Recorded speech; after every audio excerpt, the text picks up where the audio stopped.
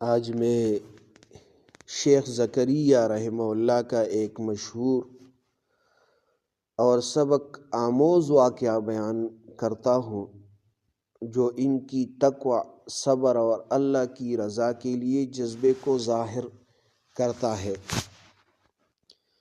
یہ واقعہ اس وقت کا ہے جب شیخ زکریا رحمہ اللہ اپنے شاگردوں کے ساتھ ایک سفر پر تھے تاکہ لوگوں کو دین کی تعلیم پہنچائے۔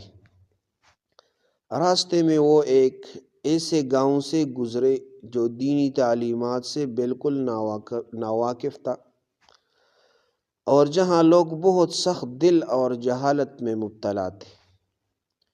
شیخ زکریا رحمہ اللہ نے گاؤں کے لوگوں سے ملاقات کی اور بڑے پیار و شفقت کے ساتھ دین کی دعوت دی۔ ابتدا میں لوگوں نے مذاق اڑایا اور کہا، یہ بزرگ یہاں آ کر کیا کرنے آئے ہیں، ہمیں کچھ نہیں سکھائیں گے۔ شیخ زکریا رحمہ اللہ نے صبر کیا اور فرمایا، ہمارا کام صرف نصیحت کرنا اور اللہ کی رضا حاصل کرنا ہے۔ جو دل نرم ہوں گے وہ خود آگے آئیں گے۔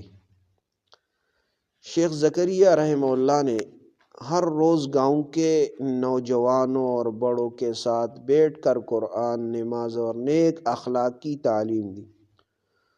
وہ اپنے کردار سے بھی لوگوں کو اثر انداز کر رہے تھے۔ ان کا رویہ نہایت عاجزی اور مصیبت بھرا تھا۔ ایک دن گاؤں کے کچھ لوگ شدید ناراض ہو گئے اور انہیں دھمکی دی کہ وہ یہاں نہیں رہ سکتے۔ شیخ زکریا رحمہ اللہ نے نہ غصہ کیا نہ پیچھے ہٹے، بلکہ دعا کے ساتھ اپنے مشورے جاری رکھے۔ ان کے صبر اور حسن اخلاق کی وجہ سے گاؤں کے لوگ آہستہ آہستہ متاثر ہوئے اور دین کی تعلیم اپنانے لگے۔ کچھ مہینوں کے بعد وہ گاؤں ایک مثال بن گیا، جہاں لوگ روزانہ نماز پڑھنے لگے، بچوں کو قرآن کی تعلیم دینے لگے اور اخلاق کی اصلاح کی کوشش کرنے لگے۔ شیخ زکریا رحمہ اللہ کے شاگرد بھی یہ دیکھ کر بہت متاثر ہوئے کہ صبر، محبت اور مستقل محنت سے کس طرح لوگ دین کی طرف مائل ہو سکتے ہیں۔ یہ واقعہ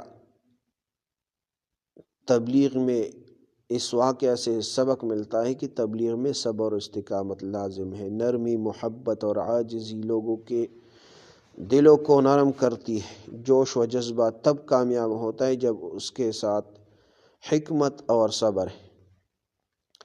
اللہ کی رضا کے لیے کی جانے والی محنت کبھی ضائع نہیں کی جاتی ہے۔ تو یہ ایک واقعہ ہے شیخ زکریا رحمہ اللہ کا، یہ سن لے اور دوسروں کے ساتھ شیئر کرے۔ جزاک